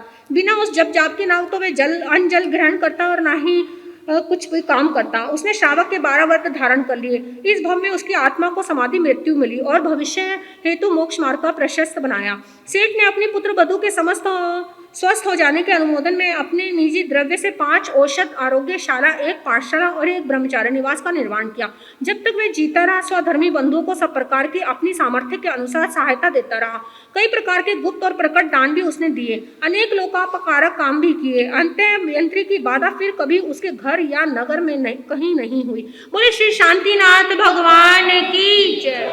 ओम ह्रीं श्रीं नमो हरियंतानंग, ओम ह्रीं श्रीं नमो सिद्धानंग, ओम ह्रीं श्रीं नमो ऐर्यं, ओम ह्रीं श्रीं नमो वचानंग, ओम ह्रीं श्रीं नमो लोय सप्तांग, ओम ह्रीं श्रीं नमो हरियंतानंग, ओम ह्रीं श्रीं नमो सिद्धानंग, ओम ह्रीं श्रीं नमो ऐर्यं, ओम ह्रीं श्रीं नमो वचानंग, ओम ह्रीं श्रीं नमो लोय सप्तांग, ओम ह्रीं श्रीं नमो हरियंतानंग, ओम ह्रीं श्रीं नमो सिद्धानंग, ओम ह्रीं श्रीं नमो ऐर्यं, ओम ह्रीं श्रीं नमो वचानंग, ओम ह्रीं श्रीं नमो लोय सप्तांग, ओम ह्रीं श्रीं नमो हरियंतानंग, ओम ह्रीं श्रीं नमो सिद्धानंग, ओम ह्रीं श्रीं नमो ऐर्यं, ओम ह्रीं श्रीं नमो वचानंग, ओम ह्रीं श्रीं नमो लोय सप्तांग, ओम ह्रीं श्रीं नमो हरियंतानंग, ओम ह्रीं श्रीं नमो सिद्धानंग, ओम ह्रीं श्रीं नमो ऐर्यं, ओम ह्रीं श्रीं नमो वचानंग, ओम ह्रीं श्रीं नमो लोय सप्तांग।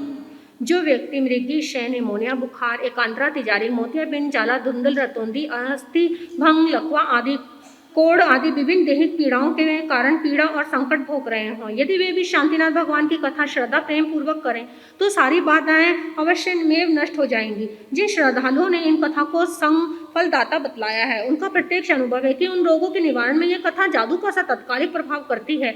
इस कथा के प्रभाव से वे लोग समस्त रोगों से शीघ्र ही मुक्त होकर निरोग बन जाते हैं और शांति में जीवन का अनुभव करने लग जाते हैं। जैसे राजा विजयसेन की रानी विजयसेना किस प्रकार इस पावन कथा के प्रभाव से महान भयंकर रोग से सहज ही में मुक्त हो सकी थी, यह इससे ज्ञात होगा। आज से असंख्य वर्ष पहले 17वें तीर्थंकर कुंथनाथ भगवान के बाद उनके शासनकाल की बात है।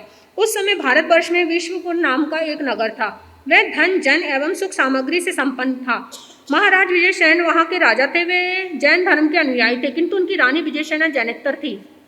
दोनों के धार्मिक सिद्धांत धर्म भिन्न होने के व्यवहार में भी भिन्नता थी। व्यवहार भिन्नता के कारण बात बात में दोनों के बीच में भारी वाक युद्ध होता रहता था। जैसे 36 के 3 और 6 अंक परस्पर विरोध मुखी दिशा वाले होते हैं, इसी प्रकार दोनों के व्यवहारों में भी सदा सर्वदा विरोध भाव बना रहता था। एक बार भाग्य से सभी श्री विश्वबंधु नाम के मुनि आहार के लिए नगर में निकले। वे बड़े ही ज्ञानी और पहुंचे हुए महात्मा थे। राजा आहार पानी बहराने के लिए भक्ति पूर्वक अपने महल में ले आया। जो ही रानी ने उन्हें राजभवन में आते देखा, वे बड़ी ही रुष्ट हुई और मन ही मन कहने लगी, ये भिक्षुक कैसे मलिन और फटे हुए पुराने वस्त्रों में है। मुंह पर कपड़े की एक पट्टी बांधे हुए, कांख में ऊन के लच्छों का एक गुच्छा सा दबा रखा है और हाथ में झोली और झोली में कांट के पात्रों को पकड़े हुए हैं। इस पर भी साहस इनका इतना कि राजभवन में टुकड़े मांगने के लिए आ धमका। अरे मुंड मुंडाकर भी बस्तियों से मोह इनके मन में बना रहा, जोगड़ा बनकर भी इनके संसार से सरोकार को तोड़ा ना। सच्चा साधु यह होता तो जंगलों में को छोड़कर बस्ती में आता ही क्यों, वहीं फल फूल खाकर रहता और भगवान का भजन करता मस्त रहता। परंतु जान पड़ता है नारी मुई गृह संपत्ति नाशी, मुंड मुंडाए भय सन्यासी, कि करने वाला कोई साधु वेश धारू साधु है, पेटारती पुरुष है ये। मैं तो ऐसे पुरुषों को मुंह तक देखना अमंगलकारी समझती हूँ, परंतु हमारे राजा जी को राजपद पाकर अभी तक हीरे और कांच की परीक्षा करनी नहीं आई। राजा उसकी भक्ति में अंधे हो रहे हैं। उन्हें बिना देखे भाले ऐसे लोगों को राजभवन में लाकर भोजन पानी करवाते हैं और कुछ रोग लग गया है इनको। राजा जी कांच को हीरा समझ रहे हैं। यो मन ही मन उसने मुनिराज को खोरा खोटा बताया। इतना ही नहीं, मुंह बिगाड़ कर तर्जनी उंगली दिखाकर 2-4 खरी खोटी उन्हें सुना दी। परंतु मुनि तो क्षमाशील थे, किसी के खरी खोटी से उनके बनने बिगड़ने की बात कौन सी होती। वे क्षमाशील शांति के सागर थे। संसार की भूल भुलैयाओं में फंसे रहने वाले मानवों में उन्हें रोष और विषाद होता ही क्यों। आहार लेकर मुनि महाराज जहाँ से आए थे वहीं लौट गए। उग्र पाप वह कहलाता है जो पूर्वबंध पाप कर्म की उदीर्णा करता है तथा उसके द्वारा तत्काल ही फल देता है। रानी ने अकारण मुनि की निंदा की और भर्त्सना की, तत्काल उसे फल भी वैसा ही मिला। अचानक उसके अंग प्रत्यंगों में अनेक विकृतियां आ गईं। उसका गौरवर्ण श्याम रूप में तथा कोमल स्पर्श कर स्पर्श में बदल गया। जो कल तक एक महान मनोरमा सुंदरी थी, आज एक महान कुरूपा बन बह निकले। दुर्गंध उसके शरीर से फूट निकली। परिजन तो परे रहे, उनकी प्राण प्रिय और परम आज्ञाकारी दासियां भी उन तक उसके पास आने में हिचकिचाने लगी। उसके शरीर से कोढ़ फूट निकला, उसे भगंदर का रोग हो गया। ये देखकर और सुनकर राजा तथा सारे राज परिवार के लोग एकदम विषाद हो गए कि ये कहने लगे, अरे एकाएक ये क्या हो गया। तब राजा ने रानी से आकर पूछा, प्रिय तुम्हारी कंचन जैसी काया की अचानक ये राख जैसी दशा क्यों हो गई। प्राणनाथ जैसी करनी वैसी भरनी।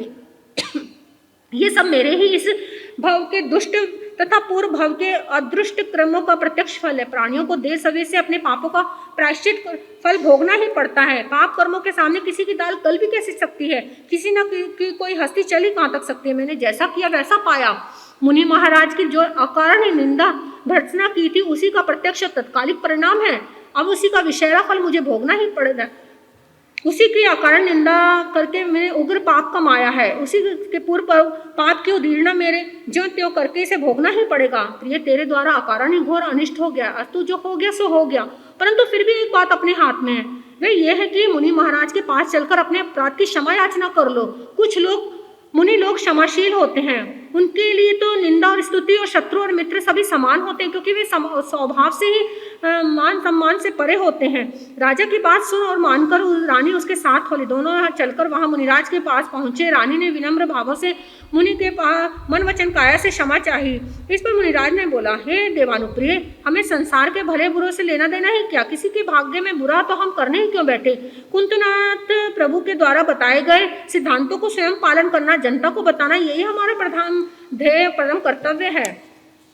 अर्थात ऐसे महापुरुषों पर हम साधुओं को कभी भी क्रोध नहीं करना चाहिए जिन्हें वे वंदना करते हैं, और तथा वंदना ना करें। और ऐसे पुरुषों को कभी भी सुख नहीं होना चाहिए जो उन्हें वंदना करें। जो निंदा और स्तुति दोनों में, निंदक के प्रति द्वेष और प्रशंसक के प्रति गर्व करें, अपने चारित्र भाव का अन्वेषण करें, उसी में रमण करें। सच्चा साधु वही है।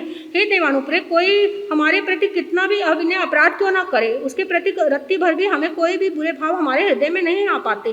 तब तो तुम्हें अपने मन से ये बात निकाल देनी चाहिए कि हमारे शाप के कारण तुम्हारी ये दुर्दशा हुई है। दुख और सुख तो अपने ही कर्मों का उदीर्णता के भोग हैं, जो एक ही शरीर में दो पैर की भांति बारी बारी में आते अपना प्रभाव दिखाते हैं। यदि किसी मानव जीवन में सदा सुख तथा दुख ही बना रहे तो उस और या दुख का कोई भी मूल्य नहीं होगा।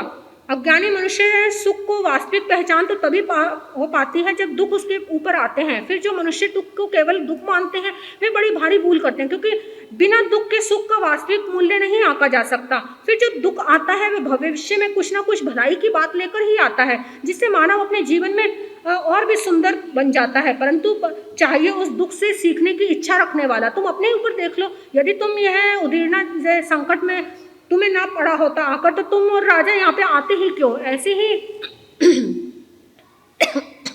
अवसरों पर अपने कृत अपराधों की प्रायश्चित किया जाता है। भगवान और उसके स्मरण तथा कीर्तन की और मानव की झुकाव होता है। संत समागम का शुभ अवसर मिलता है। प्रकृति के सुलभ सहस्रों का बोध होता है। अस्तु घबराने की बात नहीं। यहाँ तुम्हें महापुरुषों के नाम स्मरण और उनकी कथा कीर्तन तुम्हारे कर्मों का क्षय अवश्य हो सकता है। श्री शांतिनाथ भगवान की जब जहाँ महान उत्तम मृत्युंजय है, सब रोग उससे भाग जाते हैं। जीव की एलौकिक परलौकिक उन्नति होती है। इसलिए हे राजन, तुम यदि रानी को रोग से मुक्त चाहते हो तो अपने अपराधों की क्षमा के लिए तुम शांतिनाथ भगवान की कथा को विधि विधान के साथ करवाओ।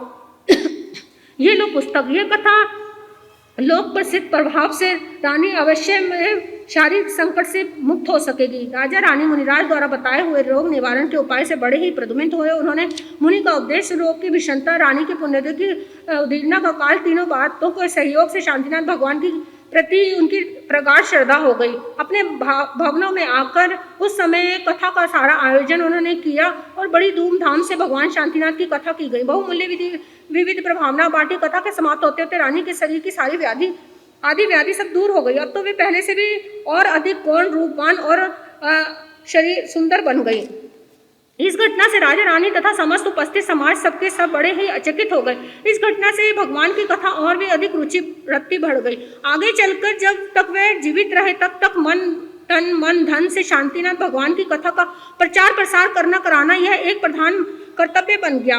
और उनके पड़ोसी भी थोड़ी सी कोई भी बाधा पहुंचती शांतिनाथ भगवान की कथा को एकदम करने के लिए जुट पड़ते। मुनियों की परम कृपा से ही उद्दिष्ट शांति कथा आराधना से रानी की उस शारीरिक बाधा का शमन हुआ था। इसलिए उस समय श्रोताओं जैन धर्म की अद्भुत छाप बैठ गई। तभी वे जैन धर्म के सच्चे और पक्के अनुयायी बन गए और जब तक जीते रहे उसी की सुखद छत्र छाया में फलते फूलते रहे। कई मरण आने पर संथारा कर देव बने। बोलिए श्री शांतिनाथ भगवान की जय। ओम ह्रीं श्रीं नमो अरियंतानं, ओम ह्रीं श्रीं नमो सिद्धानं, ओम ह्रीं श्रीं नमो ऐर्यं, ओम ह्रीं श्रीं नमो वज्रायनं, ओम ह्रीं श्रीं नमो लोहितसां, ओम ह्रीं श्रीं नमो अरियंतानं, ओम ह्रीं श्रीं नमो सिद्धानं, ओम ह्रीं श्रीं नमो ऐर्यं, ओम ह्रीं श्रीं नमो वज्रायनं, ओम ह्रीं श्रीं नमो लोहितसां, ओम ह्रीं श्रीं नमो अरियंतानं, ओम ह्रीं श्रीं नमो सिद्धानं, ओम ह्रीं श्रीं नमो ऐर्यं, ओम ह्रीं श्रीं नमो वज्रायनं, ओम ह्रीं श्रीं नमो लोहितसां, ओम ह्रीं श्रीं नमो अरियंतानं, ओम ह्रीं श्रीं नमो सिद्धानं, ओम ह्रीं श्रीं नमो ऐर्यं, ओम ह्रीं श्रीं नमो वज्रायनं, ओम ह्रीं श्रीं नमो लोहितसां, ओम ह्रीं श्रीं नमो अरियंतानं, ओम ह्रीं श्रीं नमो सिद्धानं, ओम ह्रीं श्रीं नमो ऐर्यं, ओम ह्रीं श्रीं नमो वज्रायनं, ओम ह्रीं श्रीं नमो लोहितसां। जो स्त्री पुरुष अपनी इच्छित वस्तु को प्राप्त करना चाहते हैं, जो अपने समझ दैविक और पौगलिक तापों को भगाना चाहते हैं और जो सब प्रकार से अनाथ और अवान तथा अबोध अपंग होने पर भी ऊंची से ऊंची मनोकामना को अपने जीवन में फली फूल करना चाहते हैं, उन्हें भगवान श्री शांतिनाथ भगवान की कथा विधि विवाह करवानी चाहिए। लगभग आज से 2400 वर्ष पहले विक्रम से पूर्व भगवान महावीर के शासन काल में कनकपुर नाम का एक बड़ा ही भव्य नगर हमारे इसी देश में था। नगर की रचना बड़ी ही सुंदर और हृदयहारिणी थी। उस समय वहाँ कनक ध्वज नाम का एक राजा अपनी प्रजा को पूर्व समझकर बड़े ही न्यायपूर्वक राज्य का संचालन कर रहा था। राजा की और किसी भी प्रकार की कोई भी कष्ट नहीं था। लोग बड़े ही आनंदपूर्वक से अपना जीवन बिता रहे थे। लोगों को राजा ने एक पुत्र था, उसका नाम था कनक कुमार। एक दिन युवराज कनक कुमार घूमते हुए अपने मित्रों के साथ बाग में जा पहुंचा। वहाँ गुंदीर मुनिराज अपने शिष्यों के साथ एक स्थान पर ठहरे हुए थे। उन्हें देखकर युवराज के मन में बड़ी घृणा पैदा हो आई। वो कहने लगा, ये साधु मुंह पर कपड़े की एक पट्टी बांधे हुए जो और यहाँ क्यों किसकी आज्ञा से ठहराए हुए हैं? इतना इनको ज्ञान नहीं है कि ये एक सार्वजनिक बाग है। यहाँ लोग अपने तन मन को स्वस्थ और ताजा करने के लिए आया जाया करते हैं। यहाँ ये एक गाय जैसी पूंछ की वस्तु लेकर हाथ में पकड़कर इधर उधर घूम रहे हैं। लगता है ये कोई साधु नहीं है। मुझे तो इनका वेश शुभ अच्छा नहीं जान पड़ता। यो भर पेट उस युवराज ने मुनियों की निंदा की और पलक झपकते ही उसने युवराज की काया कोने से काली पड़ गई। उसकी नाक, आँख और चेहरा बैठ गया, दांत बाहर निकल आए, कानों में बहरापन छा गया और हाथ पैर मस्तक कांपने लग गए। बोलते ही बोलते उसकी जुबान भी लड़खड़ाने लगी। उसके प्रत्येक अंग से दुर्गंध फूट निकली। शरीर का चमड़ा इधर उधर से फट गया और खून पनालों की भांति बह चला। उसकी यह भयानक दुर्दशा देखकर उसके सब साथी घबरा उठे और एकदम कहने लगे, ये क्या हो गया? अभी भी तो ये युवराज ठीक ठाक था। मुनियों के अकारण इसने निंदा की है, इसी का जीता जागता प्रमाण है ये।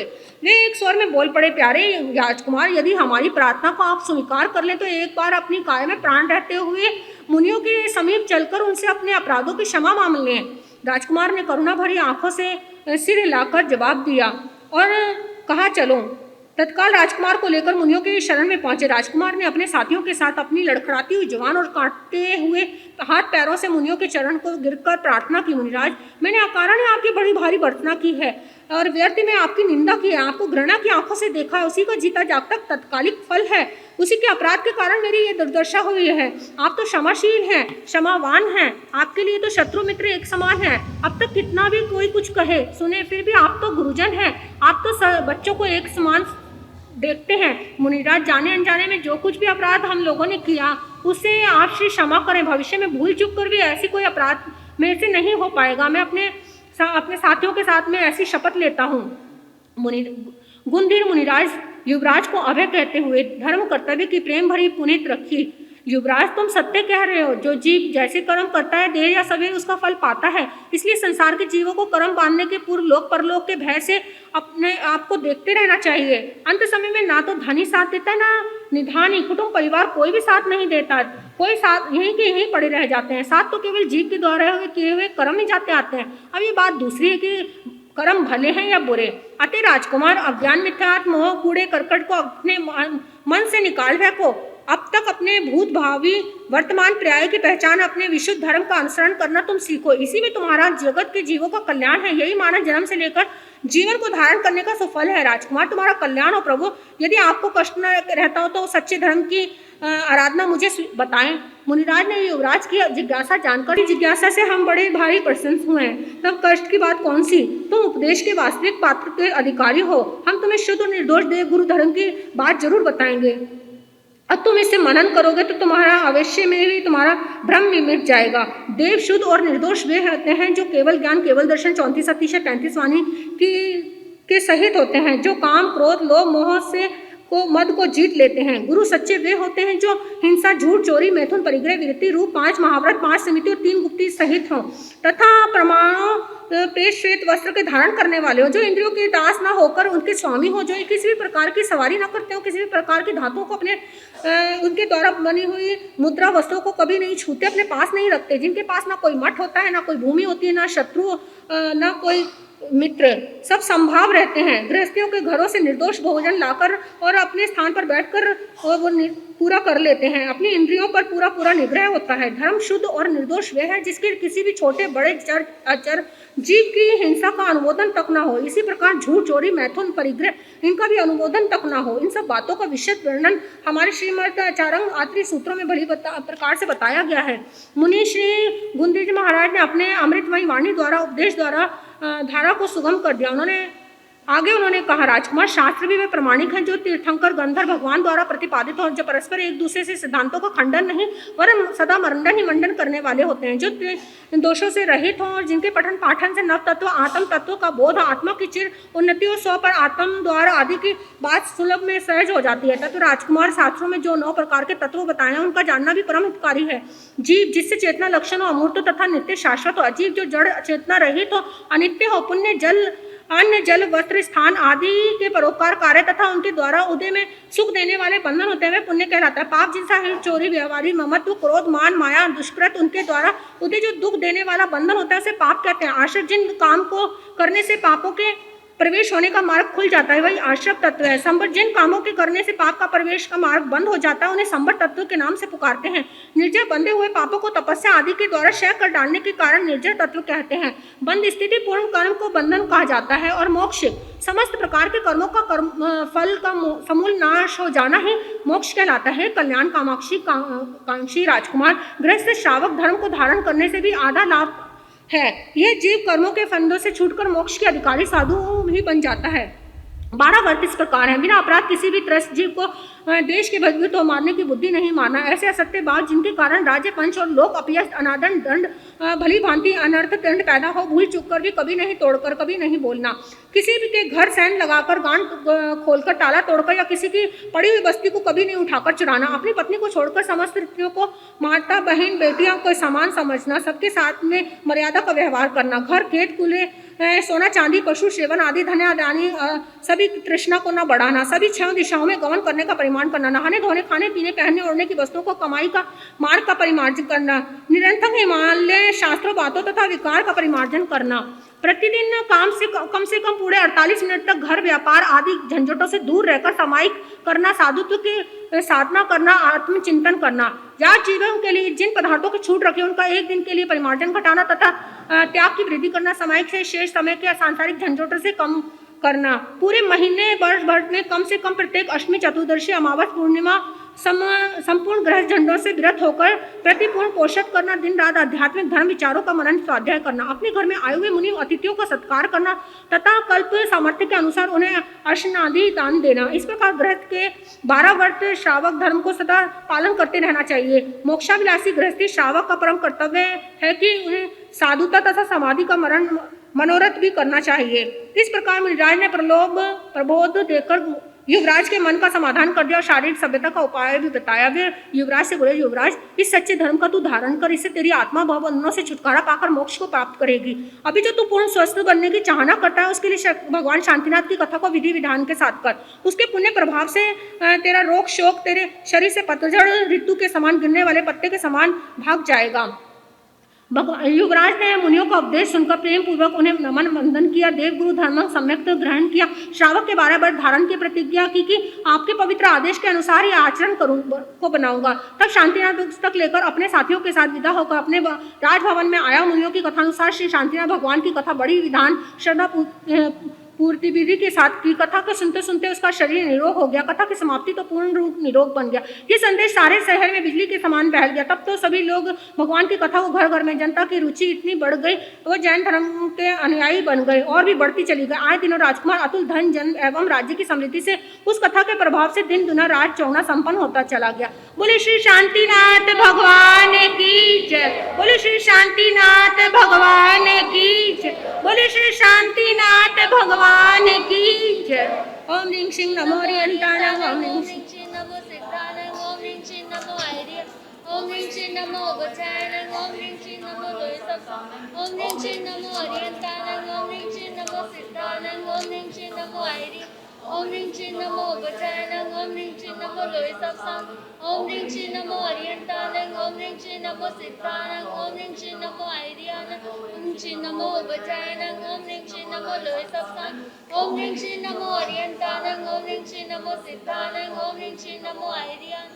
ओम ह्रीं श्री नमो वचारणं। ओम ह्रीं श्री नमो लोयसप्तम्। ओम ह्रीं श्री नमो ओरियंताणं। ओम ह्रीं श्रीं नमो सिद्धाणं। ओम ह्रीं श्रीं नमो आर्याणं। ओम ह्रीं श्रीं नमो वचारणं। ओम ह्रीं श्रीं नमो लोयसप्तम्।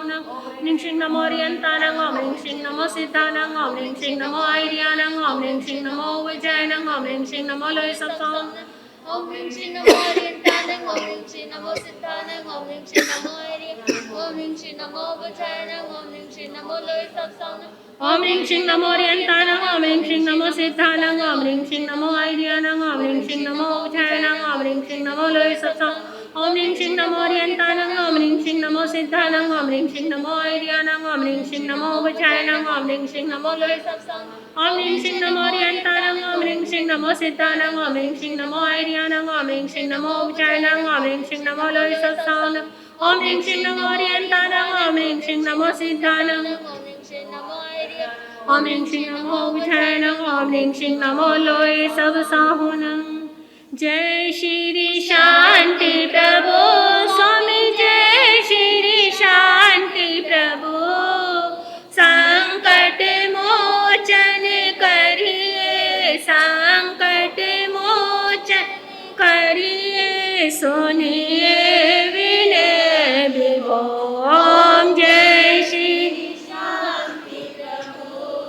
हस्तिनापुर में जन्म अचला के नंदन स्वामी। अचला के नंदन विश्वसन कुल दीपक।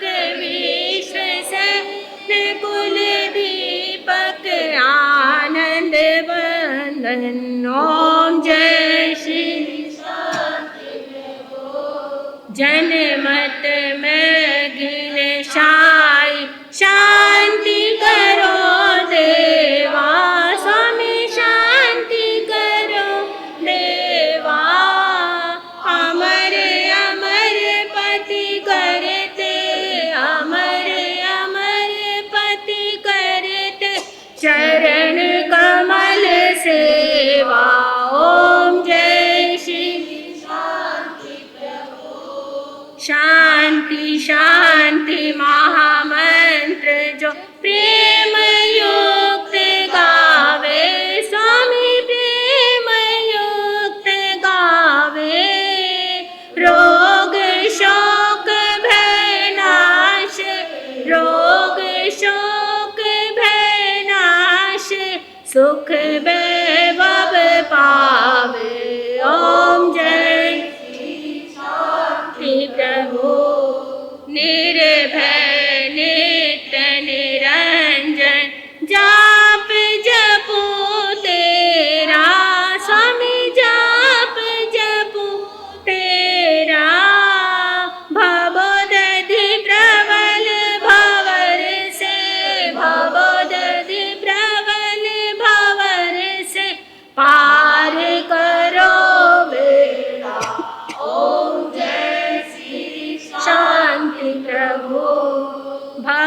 भक्ति भाव से करता सेवक अभिनंदन, स्वामी सेवक अभिनंदन। प्रेम पूर्ण भक्तों का, प्रेम पूर्ण भक्तों का स्वीकृत करो वंदन। ओम शांति प्रभु स्वामी जय श्री शांति प्रभु। संकट मोचन करिए, संकट मोचन करिए, सुनिए विनय विभो। ओम जय श्री शांति प्रभु। बोले श्री शांतिनाथ भगवान की जय। सिद्धानंग नमो ऐरियानंग नमो वजानंग नमो लोय सावनंग चैता वारं वासन चकवट्टी में हेडियो संति संति करे लोय पत्तो गई मनुत्रंग। श्री चितारी मंगलम अरियंता मंगलम सिद्धा मंगलम साहु मंगलम केवलिप नत्ता दम्मो मंगलम। चितारी गुत्मा अरियंता गुत्मा सिद्धा गुत्मा साहु गुत्मा केवलिप नत्ता दम्मो गुत्मा। चित्तारी शरणम पव्यामे रेहंते शरणम पव्यामे सिद्धे शरणम पव्यामे साहु शरणम पव्यामे केवलिप नत्ता दम्मो शरणम पव्यामे। अरियंता जी का शरणा, सिद्धा जी का शरणा, साधु जी का शरणा, केवलिप रुपया दे धर्म का शरणा। ये चार शरण दुख हरण और न शरणा कोई होगा। जो भव्य प्राणी करे आराधन उसका अजर अमर पद होगा।